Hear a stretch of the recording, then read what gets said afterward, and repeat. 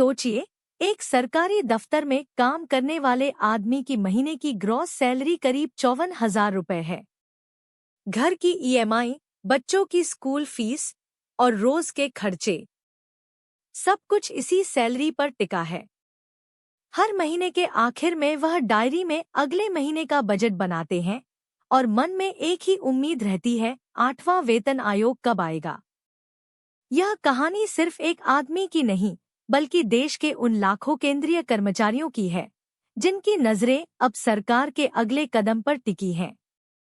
हर कोई बस यही जानना चाहता है कि जब यह लागू होगा, तो उनकी सैलरी का मीटर कितना घूमेगा।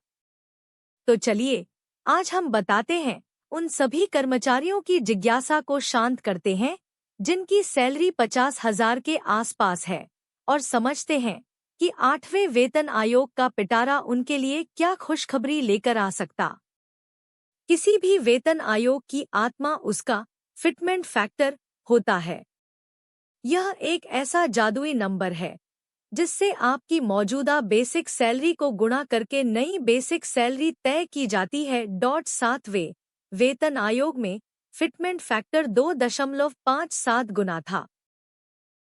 8वें वेतन आयोग में अभी तक कोई आधिकारिक घोषणा नहीं हुई है, लेकिन पिछले ट्रेंड्स और रिपोर्ट्स के आधार पर माना जा रहा है कि यह 1.92 गुना के आसपास हो सकता है।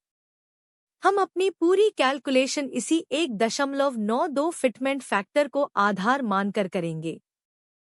सबसे पहले हमें यह समझना होगा कि जिस कर्मचारी की ग्रॉस सैलरी आज 50 से 55,000 के बीच है, वह 7वें वेतन आयोग के किस लेवल पर है। यह कर्मचारी पे लेवल 5 में आता है, जिनका मौजूदा बेसिक पे 29,200 रुपये है। नतीजा, 21,000 रुपये बढ़ेगी सैलरी। जैसा कि आपने देखा, जिस कर्मचारी की ग्रॉस सैलरी आज 54,384 रुपये है, 8वें वेतन आयोग के बाद उसकी ग्रॉस सैलरी बढ़कर 75,383 रुपये हो सकती है। यह लगभग 21,000 रुपये प्रति माह की सीधी बढ़ोतरी है। डीए का क्या होगा? क्यों हो जाएगा जीरो? यह एक ऐसा सवाल है जो हर कर्मचारी के मन में होता है। जवाब है हाँ। नया वेतन आयोग लागू होते ही महंगाई भत्ता, डियरनेस अलाउंस शून्य हो जाता है। ऐसा इसलिए होता है क्योंकि अब तक मिले सारे डीए को आपकी नई बेसिक सैलरी में ही मर्ज शामिल कर दिया जाता है। मौजूदा डीए, जो 50% को पार कर चुका है, नए बेसिक पे का हिस्सा बन जाएगा। इसके बाद नए कंज्यूमर प्राइस इंडेक्स CPIIW के आधार पर डीए की गणना फिर से 0 से शुरू होगी।